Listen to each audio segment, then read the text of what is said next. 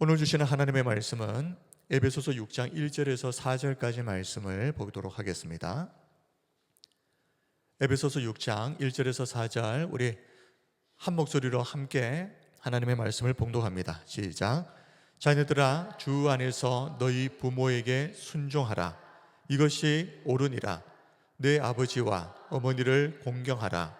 이것은 약속이 있는 첫 계명이니 이로써 네가 잘되고 땅에서 장수하리라. 또 아비들아, 너희 자녀를 노엽게 하지 말고 오직 주의 교훈과 훈계로 양육하라.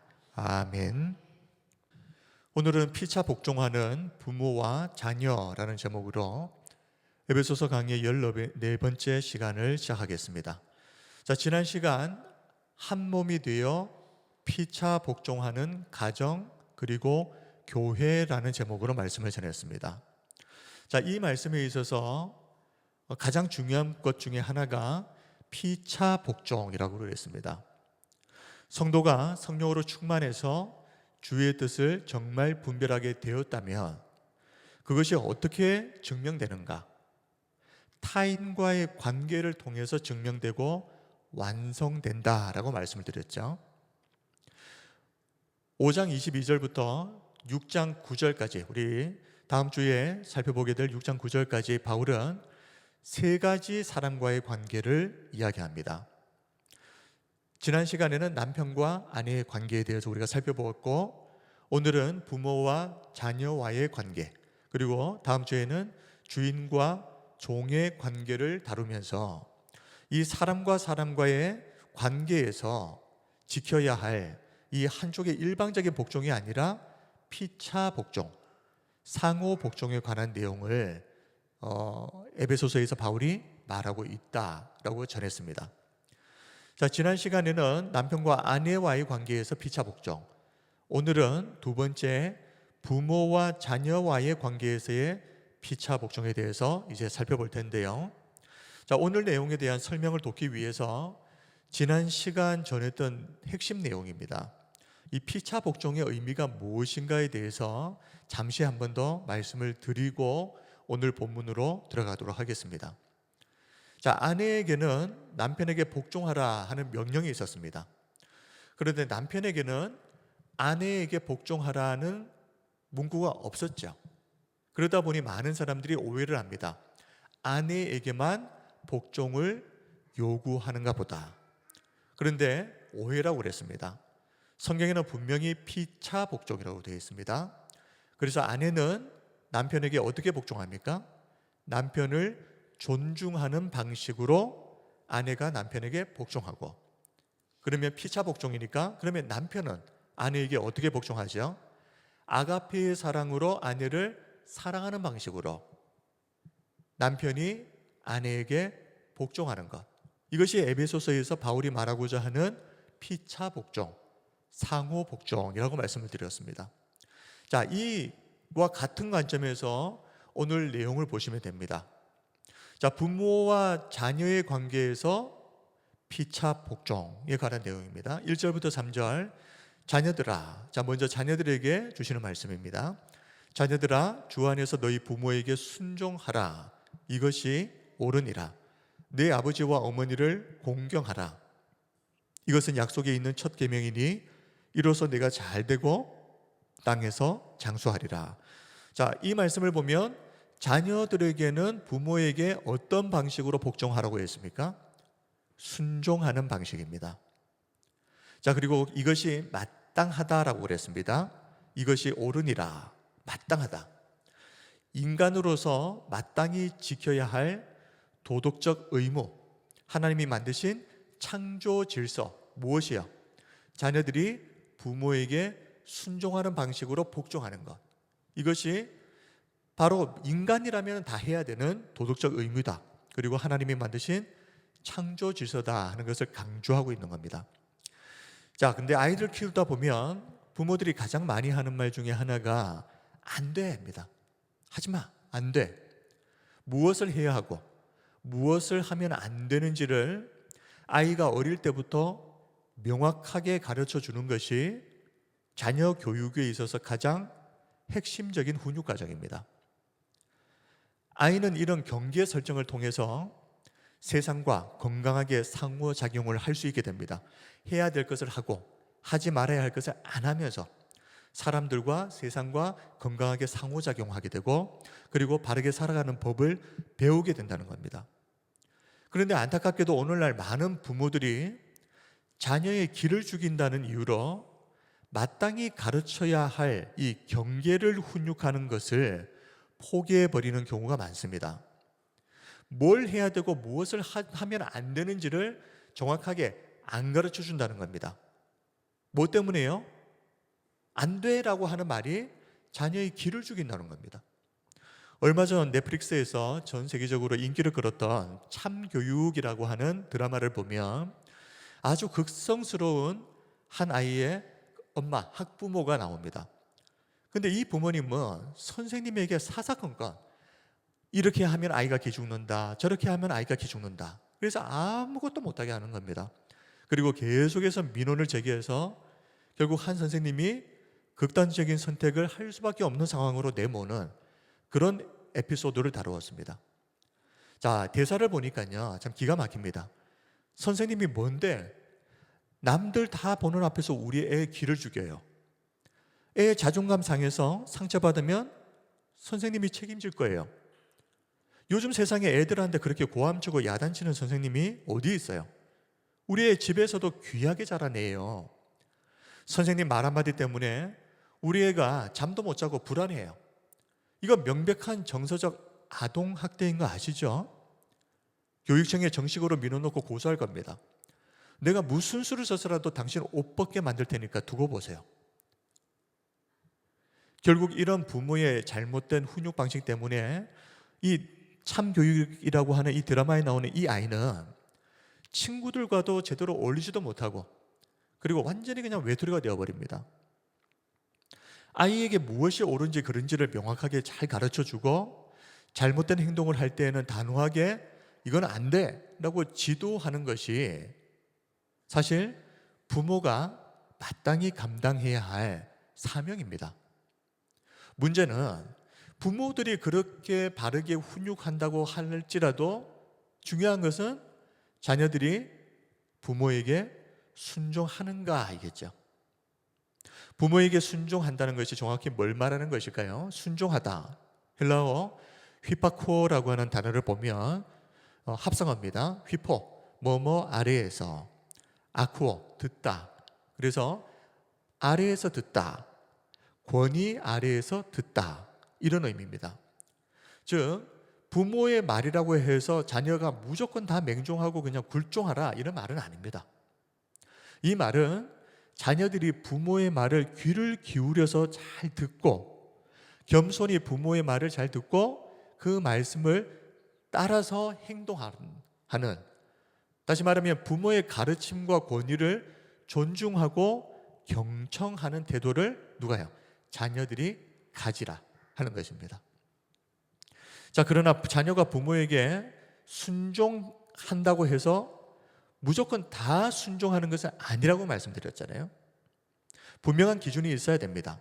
어떤 말씀에는 부모의 말씀에 순종해야 되고, 또 어떤 말씀에는 부모의 말이라고 해도 순종할 수 없는 것이 있는지, 그 기준이 분명해야 되는데, 그 기준은 주 안에서 순종하는 것입니다. 1절을 다시 보겠습니다. 자녀들아, 주 안에서 너희 부모에게 순종하라. 이것이 옳으니라. 자, 자녀들이 주 안에서 부모에게 순종해야 하는 이유가 무엇이겠습니까? 왜 그냥 부모 순종하면 될 텐데 왜 주 안에서 부모에게 순종해야 되겠습니까? 단순합니다. 주님의 권위가 부모의 권위보다 더 위에 있다는 겁니다. 예를 들어서 부모가 자녀에게 오늘부터 교회 나가지 말아라, 그렇게 했다고 해서 자녀가 부모를 공경해야 하니까 하는 이유로 신앙생활을 포기해야 되겠습니까? 우리들은 모두 주님의 권위가 모든 권위 위에 가장 높은 권위라는 것을 알고 인정을 해야 됩니다.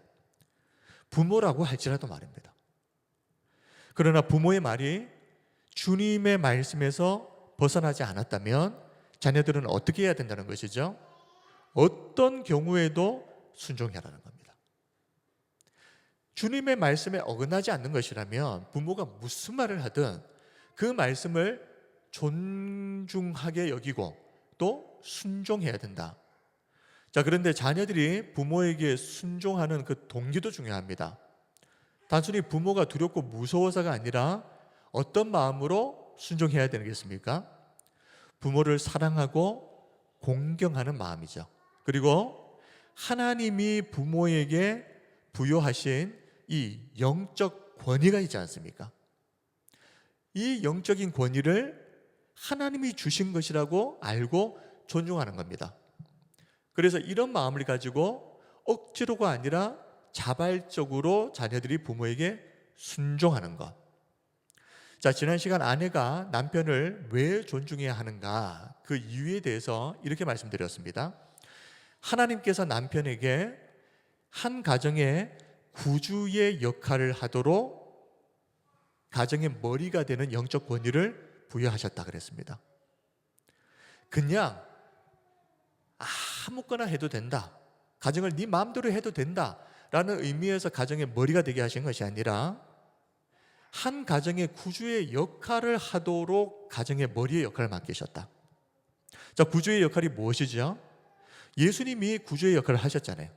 예수님이 교회를 위해서 자신의 몸을 희생하심으로 전부를 주어서 교회의 구주가 되신 것처럼 남편들은 가정과 아내를 세우기 위해서 그런 구주의 사명을 잘 감당해야 할 책임이 있고, 그리고 그런 구주의 역할이 남편에게 맡겨졌다는 것을 알고 아내들은 그 역할을 존중하는 의미에서 가정의 머리로 인정하는 것입니다. 이렇게 자녀들이 부모에게 순종하는 것도 똑같은 의미입니다. 하나님이 부모들에게 부여하신 영적인 권위 때문입니다. 그냥 무조건 부모니까 순종하라, 부모니까 존중하라가 아니라 부모들에게는 하나님이 부여하신 특별한 영적 권위가 있다. 그리고 자녀들이 그 권위를 인정한다는 것은 부모의 권위만 인정해 주는 게 아니죠. 그 부모에게 권위를 주신 하나님의 권위를 인정하는 겁니다. 자, 그리고 이어서 하나님은 십계명을 통해서 자, 대인계명 6개 계명이 있죠. 대인계명에서 가장 우선적이고 가장 중요한 계명으로 부모의 공경의 계명을 말씀하셨습니다. 자, 이것은 하나님께서 이 부모 공경의 계명을 얼마나 중요하게 생각하고 계시는지를 잘 보여주는 것입니다. 바울도 그 내용에 대해서 2절, 3절을 보시면 십계명을 인용해서 이렇게 말씀합니다. 내 아버지와 어머니를 공경하라. 이것은 약속에 있는 첫 계명이니 이로써 내가 잘되고 땅에서 장수하리라. 자, 약속에 있는 첫 계명, 가장 우선되는 계명. 가장 우선되는 계명이라는 것은 가장 중요한 계명이라는 의미겠죠. 하나님은 얼마나 이 계명을 중요하게 여기시는지를 분명히 하시기 위해서 대인 계명 가운데 6개 계명 가운데 유일하게 이 5계명 부모 공경의 계명을 잘 지킬 때 주실 복을 유일하게 언급하셨습니다. 네가 잘되고 형통이죠. 그리고 땅에서 장수하리라. 장수의 복. 형통의 복과 장수의 복을 부모를 공경하는 자녀들에게 약속하셨는데, 이 복은 대인계명 6개 계명 중에 유일하게 복이 약속되어 있는 계명입니다. 하나님은 왜 이렇게까지 자녀들에게 이런 복을 약속하시면서까지 부모를 공경하라 하는 것을 명령하시는 것이겠습니까? 크게는 한 3가지 정도로 생각해 볼 수 있습니다. 부모라고 하는 이 존재는 모든 인간관계와 사회 질서의 가장 기본적인 기초입니다. 가정은 사회의 최소 단위죠. 그런데 부모와 자녀 간에 이 반드시 지켜야 할 질서와 존중이 무너져 버리게 되면 이것은 그것으로 끝나는 게 아닙니다.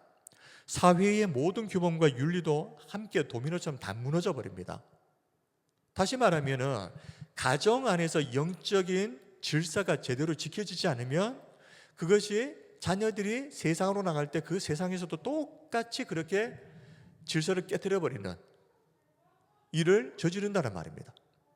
자, 두 번째 이유는 하나님께서 부모에게 영적 권위를 부여하셔서 하나님의 대리자로 삼으셨기 때문에, 자, 눈에 보이는 부모를 인정하지 않고 공경하지 않는 사람이 눈에 보이지 않는 하나님의 권위를 인정할 수 있을까? 성경 말씀을 보면 어렵다. 그렇게 부모 공경은 하나님 경외의 출발점입니다. 그래서 하나님은 부모 공경을 대단히 중요하게 여기시는 겁니다. 왜냐하면 부모를 잘 공경하는 것이 하나님을 공경하는 것으로 바로 이어져 버렸기 때문에. 그리고 세 번째로 하나님께서 부모 공경을 이렇게 중요하게 생각하시는 이유는 부모는 하나님의 아가페 사랑을 가장 잘 보여주는 예가 되기 때문입니다.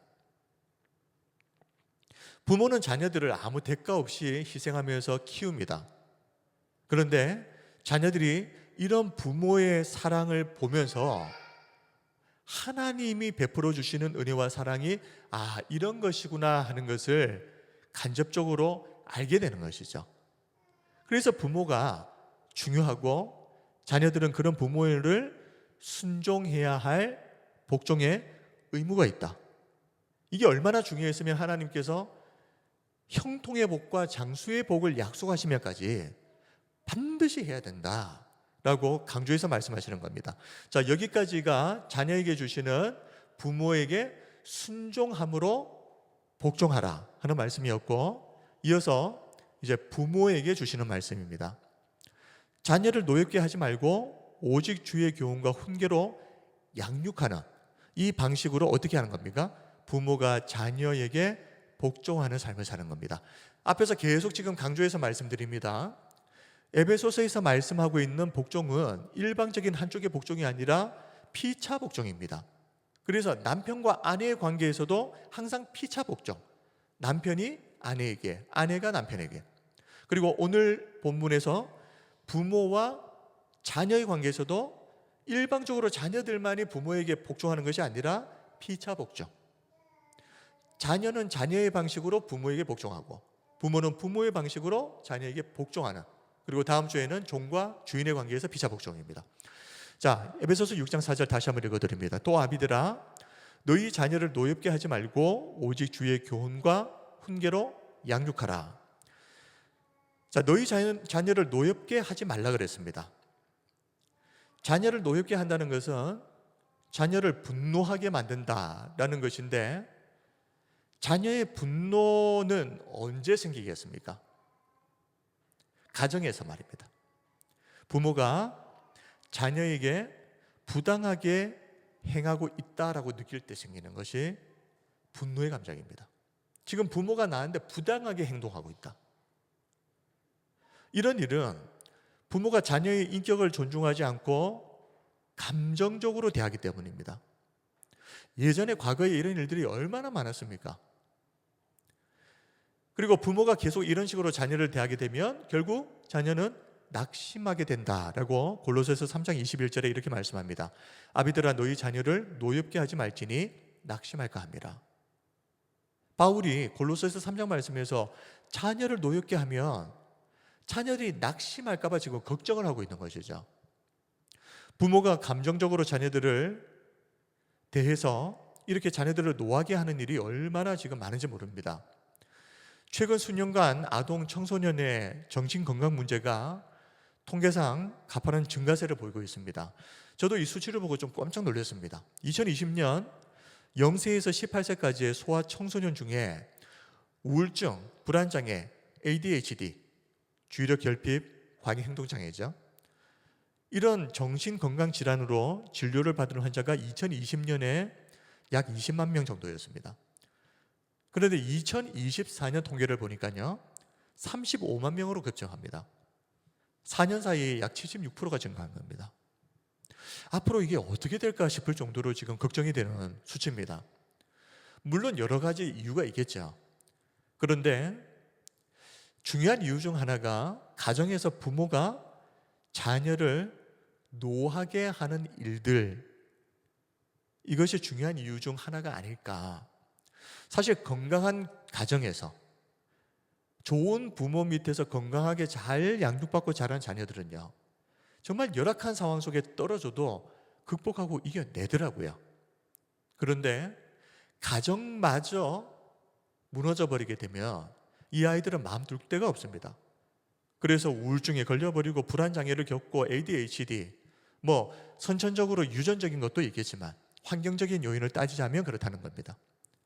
보통 보면 부모들이 직장에서 받은 스트레스를 집으로 갖고 와서 자녀들에게 쏟아놓는 이런 일들도 많이 있을 것이고, 그리고 자녀를 마음대로 해도 되는 자기 소유물처럼 여기고 무조건 내가 하라는 대로 해, 이런 식으로 하는 경우도 있을 것이고, 그리고 또 어떤 부모님들은 자신이 못다한 꿈을 자식들이 대신 이루어지기를 원하면서 그 꿈을 강요하는, 그렇게 부담감을 주고 아이들을 그렇게 무겁게 만드는 일들도 많이 일어납니다. 자, 이렇게 자녀가 모든 것을 스스로 고민하고 스스로 선택하는 것이 아니라 부모 마음대로 하려고 하는 이런 잘못된 부모의 훈육 방식을 자녀들은 어떻게 여깁니까? 부당하다라고 느끼는 겁니다. 그러다 보니 오늘날 수많은 아이들이 정신적으로 문제를 겪고 있는 이유가 바로 이런 것 때문이 아닐까. 부모가 자녀들에게 이렇게 감정적인 태도로 자녀들을 자꾸 노엽게 하는 이런 일들이 반복되게 되면 이것은 자녀들의 신앙생활에도 끔찍한 영향을 주게 된다 하는 것을 우리가 잘 알고 있습니다. 자녀들은 부모를 통해 하나님을 본다라는 말이 있습니다. 자녀에게 있어서 부모는 단순한 보호자를 넘어서 눈에 보이는 최초의 하나님이라고까지 이야기합니다. 하나님의 권위와 사랑을 경험하는 첫 번째 창문이라고도 말합니다. 아무것도 모르는, 하나님을 인격적으로 만난 적이 없는 이 아이들이 신앙생활을 잘하는 부모님을 통해서 하나님을 보게 된다는 겁니다. 처음으로. 그런데 그런 부모가 자기 감정을 주체하지 못하고 무분별하게 자녀들에게 쏟아내게 되면 우리 자녀들은 어떻게 됩니까? 이런 부모들을 보면서 하나님에 대해서 부정적인 이미지가 형성되어 버리는 겁니다. 부모를 통해서 하나님을 처음으로 보게 되는데 내 부모를 보니까요, 전혀 존경스럽지가 않습니다. 기분 나쁘면 자녀들에게, 아무 잘못도 없는 자녀들에게 막 쏟아냅니다. 스트레스를 주고 상처를 줍니다. 그런 것들을 보면 이 자녀들이 부모를 통해서 어떤 하나님을 인식하게 되겠습니까? 그리고 자녀들이 잘할 때에만 칭찬해주고 사랑해주는 부모님들이 있죠. 그런 부모님 밑에서 자란 자녀들은 하나님도 똑같이 그렇게 생각합니다. 하나님도 조건적으로 내가 잘하면 나를 사랑해 주시는 분, 이렇게 오해하게 될 가능성이 굉장히 높습니다. 또 부모가 자녀들을 강제로 막 억압하고 지배하려고 하면 어떻게 되겠습니까? 이런 자녀들은 부모의 권위만 그런 것이 아니라 하나님과 교회의 권위, 그리고 모든 세상에 존재하는 모든 권위에 대해서 거부감을 가지게 됩니다. 왜냐하면 이미 부당하다고 느껴버렸기 때문에 그것을 그렇게 당연하게 받아들이질 못하는 겁니다. 그래서 어릴 때는 부모의 강요 때문에 어쩔 수 없이 억지로 교회에 나왔다 할지라도 조금만 성장하면 가장 먼저 버리는 것이 신앙이 되어버리는. 특히 또 이런 경우도 있죠. 교회에서 보면은 너무 인자하고 경건한 성도님들에게 칭찬받는 아버지, 어머니, 그런데 집에만 돌아오면 돌변하는 이 부모님의 모습을 보면서 자녀들이 깊은 환멸을 느낀다 그럽니다. 그러면 신앙에 대해서 더욱 큰 거부감이 생기는 것은 너무 당연한 것이겠죠.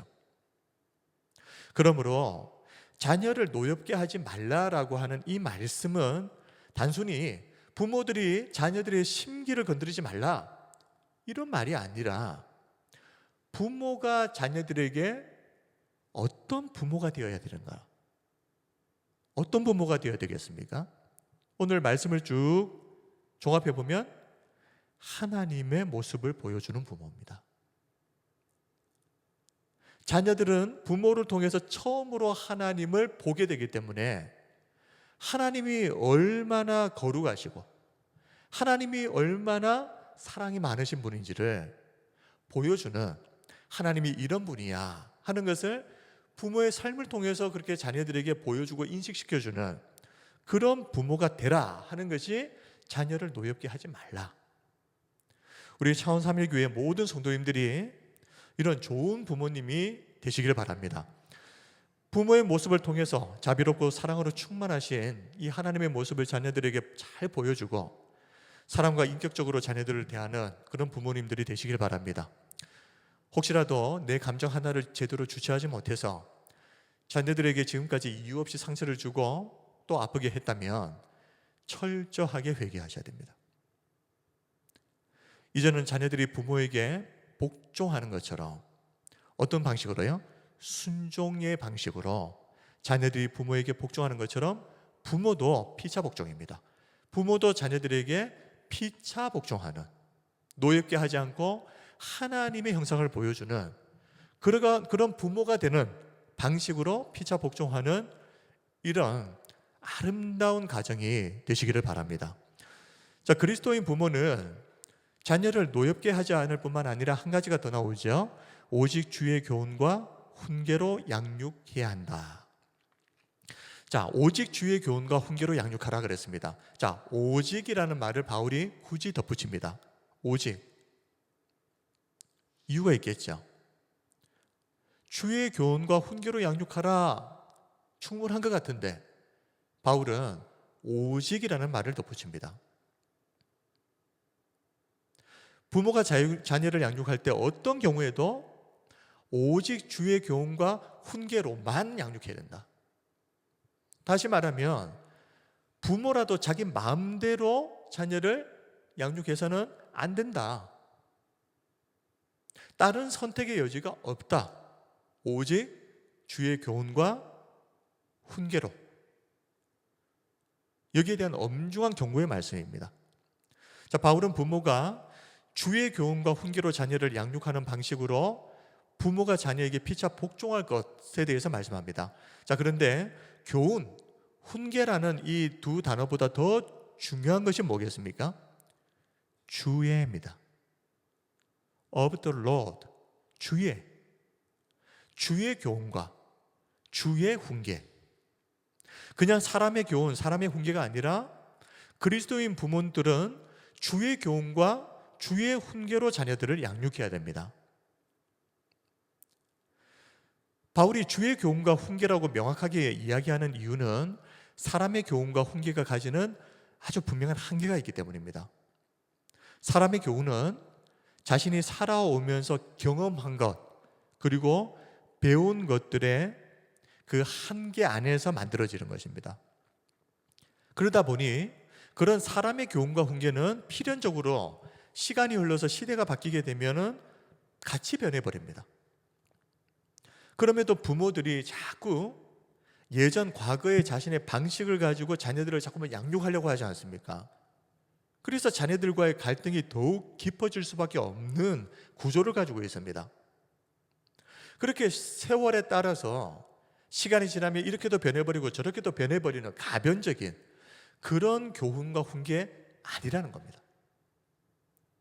크리스천 부모가 자녀들을 양육할 때는 시간이 1000년이 흐르고 2000년이 흘러도 절대 변하지 않는 진리, 주의 교훈과 주의 훈계로 자녀들을 양육해야 한다.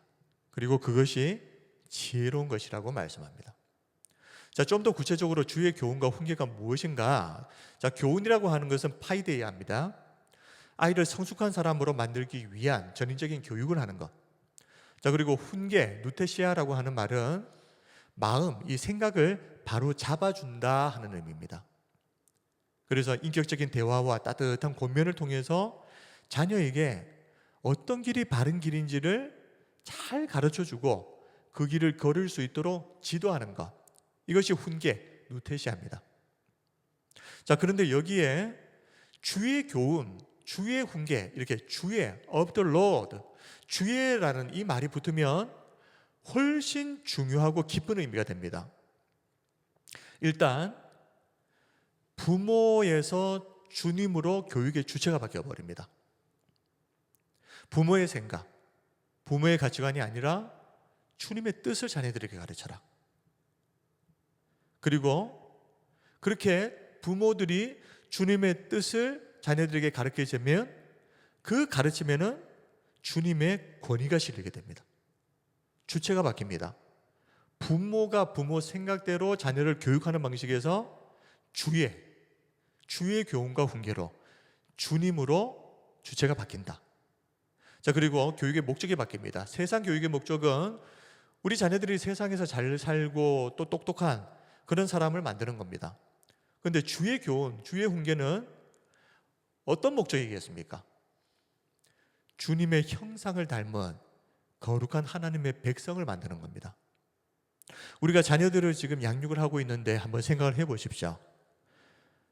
과외로 많이 시켜주고 사달라는 거 다 사주고 뭐 해줄 것 다 해줬지만 그 결과 하나님의 거룩함을 닮은 하나님의 자녀들, 주님의 형상을 닮은 자녀들로 그렇게 컸습니까? 교육의 목적, 하나님을 닮은 거룩한 하나님의 백성들로 세워가는 것이 이 주의 교훈의, 주의 훈계의 목적이다. 그리고 마지막으로 교육의 방법도 바뀌어야 됩니다.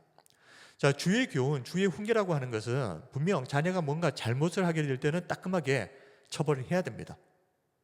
그런데 그럼에도 그보다도 더 중요한 것은 어쩔 수 없는 경우가 됐을 때는 자녀들에게 체벌을 한다고 할지라도 그게 우선이 아니라 그 전에 자녀들이 자신의 부족함, 내가 좀 잘못했구나, 이런 것을 스스로 잘 깨닫고 하나님의 십자가의 은혜, 용서의 십자가의 은혜 앞으로 나올 수 있도록 돕는 방향으로 이 교육이 진행되어야 된다.